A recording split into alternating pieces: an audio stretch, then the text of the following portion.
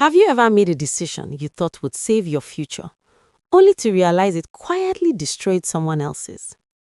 I left Nigeria with one suitcase, a student visa, and a promise I never intended to keep. At least, not immediately. Canada was everything people said it was. Cold, orderly, full of opportunity. A place where hard work could rewrite your story. I told myself I was being brave, that sacrifice was necessary, that distance didn't mean abandonment. But there was someone I didn't look back at properly. She stood at the airport that morning with swollen eyes and a calm face she hadn't mastered yet. One hand rested on her stomach, protective, instinctive. She was pregnant, with my child. "I'll send money," I said. "I'll come back soon," I added. She nodded.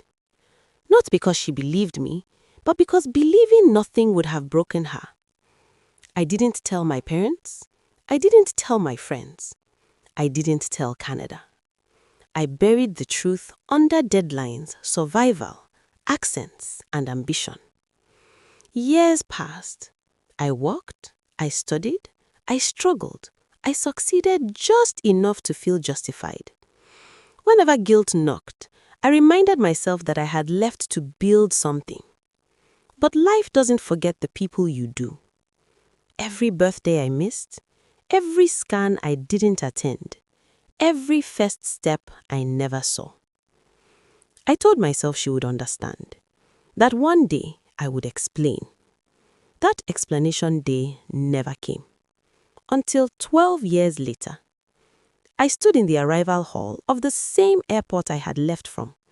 Older, heavier, slower, holding a Canadian passport that suddenly felt lighter than the silence waiting for me outside. I wasn't returning as a hero. I was returning as a man with unfinished business. And somewhere in this city, there was a child who might not know my name. Before we continue, kindly like, comment, share, and subscribe. It motivates me. Also tell me in the comments where you are watching from. As I stepped outside into the heat I once ran from, one thought refused to leave me. Canada gave me a future, but Nigeria still held my past. And I was about to face both. The city had changed, or maybe I had. Buildings stood taller where empty lots used to be. Roads were wider, louder, faster. The air felt heavier than I remembered, thick with heat and memory. But some things hadn't changed at all. The old bus stop was still there. The roadside vendor still shouted prices with the same rhythm. And the street where she once lived still smelled like dust and frying oil. I stood across from the compound gate, hands in my pockets, heart racing like I was about to commit another crime. I hadn't seen her in 12 years. I didn't know what I expected. Anger, tears, shouting. What I feared most wasn't rejection. It was indifference. I asked around carefully. Neighbors remembered her face, but not fondly. "She left long ago," one woman said. "With a child," another added. "Strong girl," someone else murmured. No one mentioned me. That hurt more than insult ever could. I went to the small tailoring shop where she used to work part-time. The owner was older now, slower. "She didn't stay here long after you left," she said plainly. "Pregnancy changes priorities." I nodded, swallowing hard. Where did she go? The woman studied my face for a moment, then she sighed. Somewhere she could breathe. That answer followed me all day. I drove around aimlessly, passing places that once held our laughter, the suya spot, the roadside cafe, the bench near the junction where we planned futures we couldn't afford. Every memory felt like evidence. That night, I sat alone in my hotel room, staring at my phone. I typed her name, deleted it, typed again. What do you say to someone you abandoned? "I'm sorry" felt small. "I had no choice" felt like a lie. I finally sent a message I wasn't proud of. "It's me." No reply. Hours passed. Then a single message came in. "Why now?" I closed my eyes. Because 12 years ago, I chose escape. And today, escape wasn't an option anymore. She agreed to meet me 2 days later. Not at her home, not at my hotel. A public place. A small cafe near the main road. Neutral ground, like a courtroom without a judge. I arrived early, sat facing the door. Every time it opened, my heart jumped like a guilty reflex. Then she walked in. Older, stronger, sharper around the eyes. She didn't smile. She didn't rush. She carried herself like someone who had learned to rely on no one. And beside her, a boy. About 12. Tall for his age. Serious expression. My expression. My throat tightened. She sat opposite me. The boy took the seat beside her, placing his school bag on the floor carefully. "This is him," she said simply. No name, no introduction, just fact. I nodded, unable to speak. The boy looked at me briefly, then away. "Why did you come back?" she asked.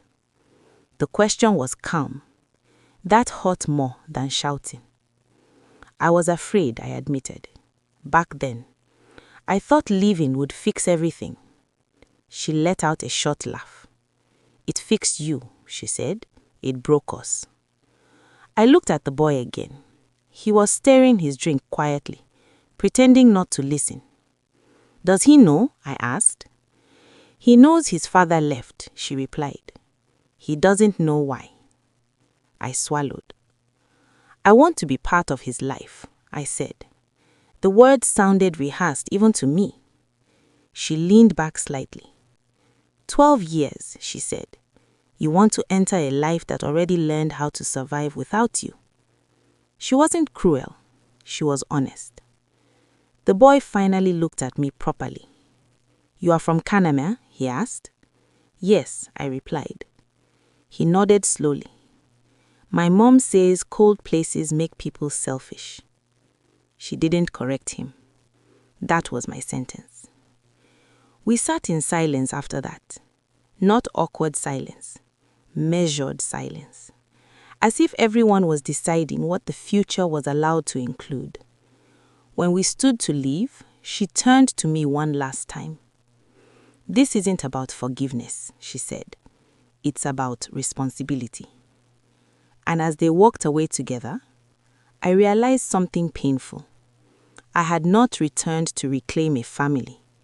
I had returned to ask for permission to start anyone. I didn't see them again for 3 weeks. Not because she disappeared, but because she was deliberate. She sent a message eventually. Short, clear.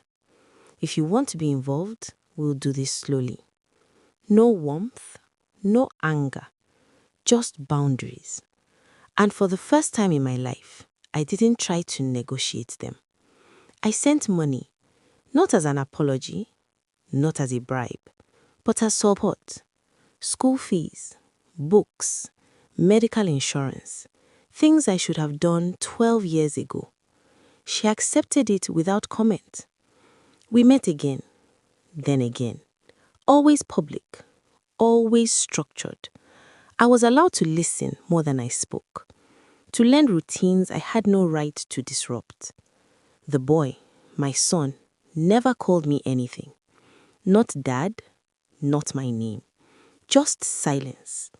And I earned every second of it. One afternoon, while we were walking back from school, he asked a question that knocked the breath out of me. "Are you leaving again?" I stopped walking.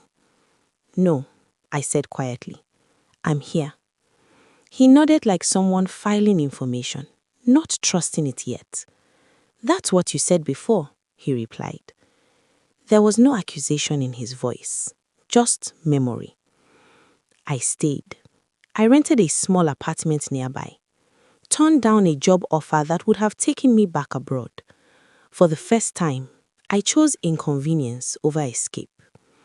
His mother watched everything. One evening, she finally said what had been sitting between us for 12 years. "I didn't wait for you," she said. "I survived without you." I know, and I respect that. She studied my face. "This doesn't end with forgiveness," she said. "It ends with consistency." And she was right. Love doesn't arrive with passports. It doesn't return with accents.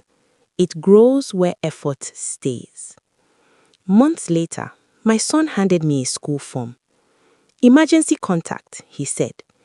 He didn't look at me when he added, "You can sign here." My hands shook as I took the pen. That was it. Not redemption, not erasure, but something honest. I left once. This time, I stayed. And that is the only apology that mattered. If this story moved you, please like, comment, share, and subscribe. It truly helps this channel grow. Final question. Do you believe people deserve second chances after abandoning responsibility? Or are some decisions permanent? Tell me your thoughts and also let me know where you're watching from.